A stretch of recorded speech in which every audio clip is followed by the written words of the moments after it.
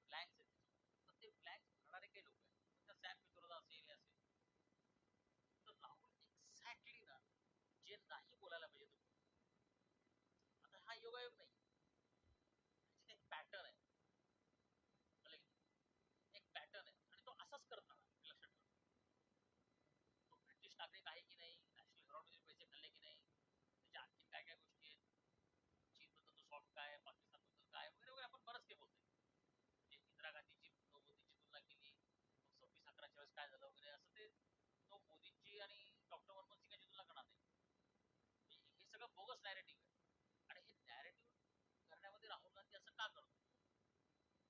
तर मुळात काय झालं माहिती का की राहुल जो आहे ना तो इंटरनॅशनल आता हे डेलिगेशन जे पाठवतात परदेशात त्याला विरोध काय केला याचं कारण राहुल परदेशात जाऊन जे बोलतो ना आणि तिची जी इमेज तयार होते त्याला फोडण्याचा हा कार्यक्रम डेलिगेशन पाठवणार मी बोलणार आहे आता की डेलिगेशन माझी अपेक्षा काय डेलिगेशन एकाच मुद्द्यावर बोललं पाहिजे